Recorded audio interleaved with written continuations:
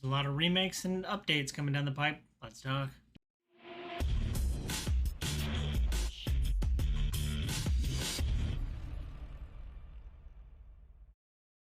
What up, viewers? What up? What up? Couch Soups here, and today is Saturday, June 29th, and that means it's time for a quick recap of the week in video game news. Like I said, we got remakes coming down the pipe, and the biggest of which that I thought was the big news this week was Assassin's Creeds. A lot of the Assassin's Creed games are getting remade, including Assassin's Creed 4 Black Flag. So it has been quite some time, although I do think probably some of the older Assassin's Creeds probably still hold up. Although if they make them like full remakes in that like they use the action kind of RPG combat that they've converted to and made them a little bit more involved. Although I think a lot of people still like the older Assassin's Creeds for like just the one hit kill kind of assassinations.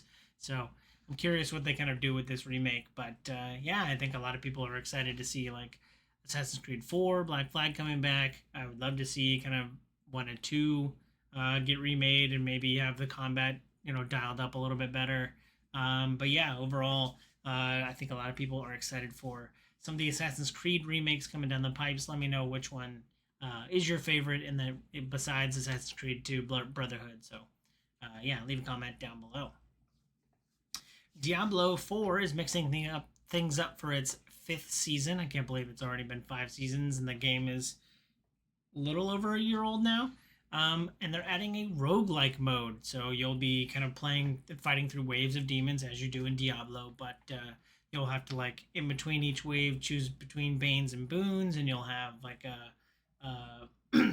you'll have like an increasing difficulty and like a use it or lose it kind of push it, uh, no risk, no reward kind of mode. So excited to see kind of, I don't know if this is enough to get me back in Diablo 4, but I'm excited to see kind of what they decide to do and actually be kind of just a cool spin-off. It's just to see just to have this roguelike mode be its own thing. Hopefully it's popular enough.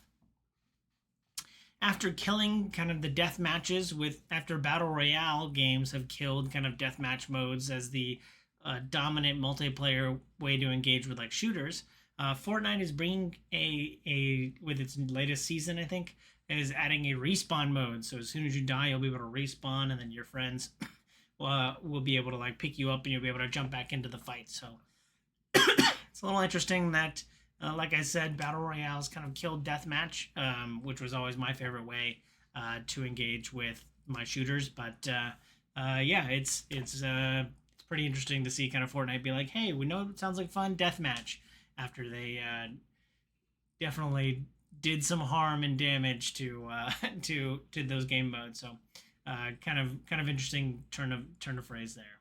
But yeah, let me know if you are enjoying the new Fortnite respawn mode. Speaking of remasters, Capcom surprise announced a Dead Rising remaster this week.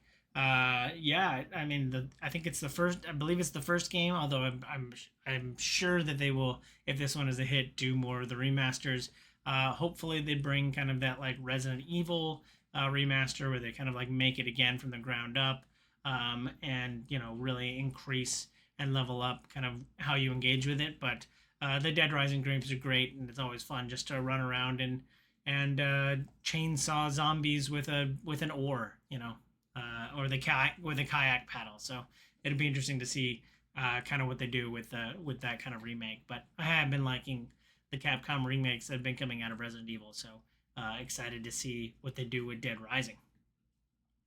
The consoleless future is ever closer, as soon you will be able to stream Xbox games from your Amazon Fire Stick. As someone who has a Fire Stick dominated household, but also has an Xbox, I'm kind of curious what I will be able to do from the Fire Stick, how much streaming I will be able to do. I know that Microsoft was always kind of invested in the cloud streaming and all that kind of stuff. So it'd be interesting to see how, if there's any lag or any of that kind of stuff as we kind of test to see whether or not it's a truly consoleless experience. So yeah, I am interested to see, and as soon as it launches, I will be jumping in to see what kind of games I can play and how much the experience differs from a traditional console. So excited to check that out. It's been a little over a week, and already 5 million people have jumped into the Shadow of the Erd Tree DLC for Elden Ring. It was only reading this article that I was reminded that 25 million people have played Elden Ring, so about 20% or so are back for Shadow of the Erd Tree, not including myself. I haven't downloaded it yet, but yeah, I think that's crazy. After only a week, they've already generated 5 million in sales. That's, yeah, just crazy.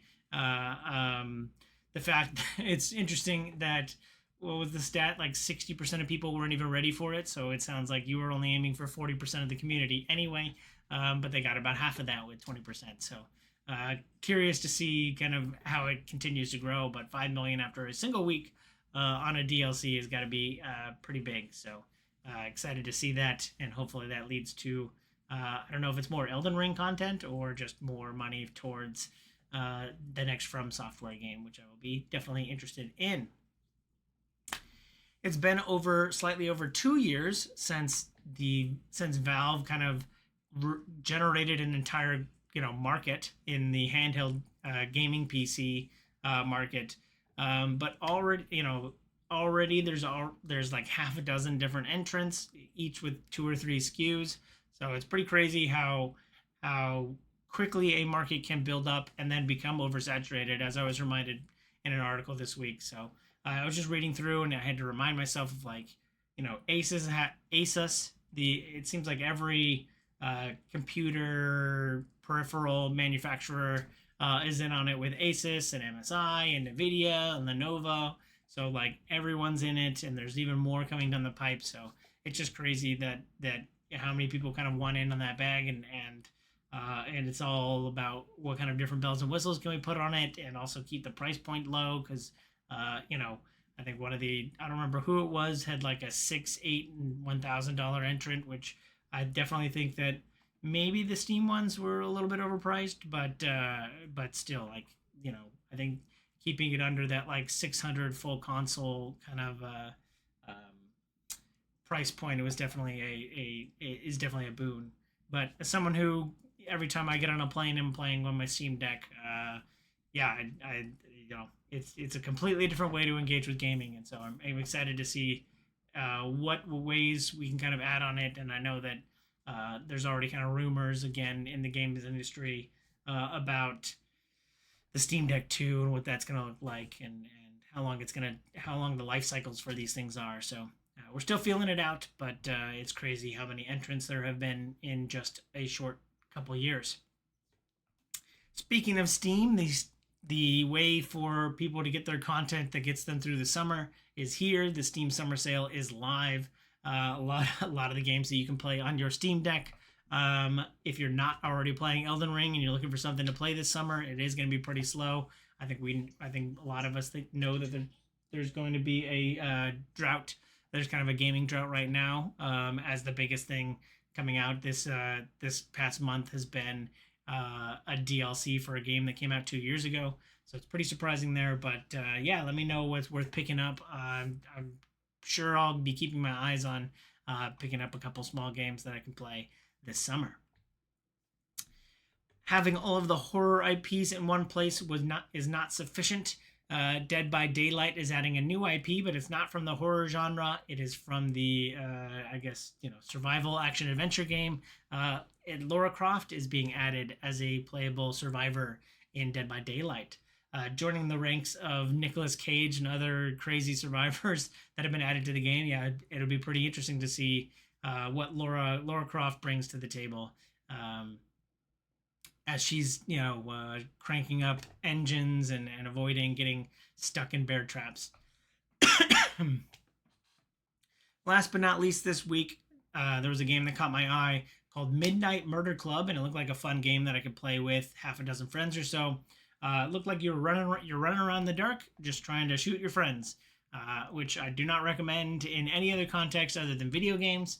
But yeah, it looked like a pretty fun game.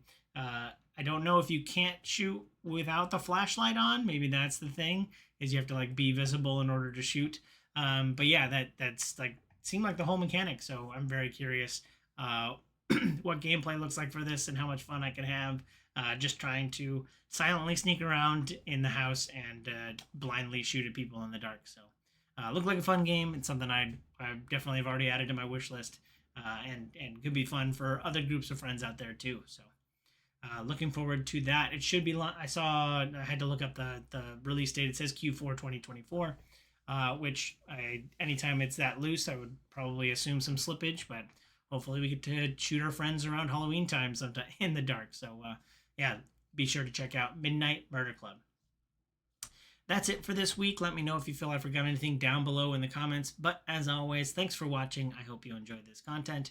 If you do, any form of engagement is great, and I love seeing this stuff get passed on. So if you could forward this along to someone that you think wants a weekly dose of video game news, I would greatly appreciate that. But I hope you have a super day. I hope you have a super weekend, and I hope you have a super day. Bye!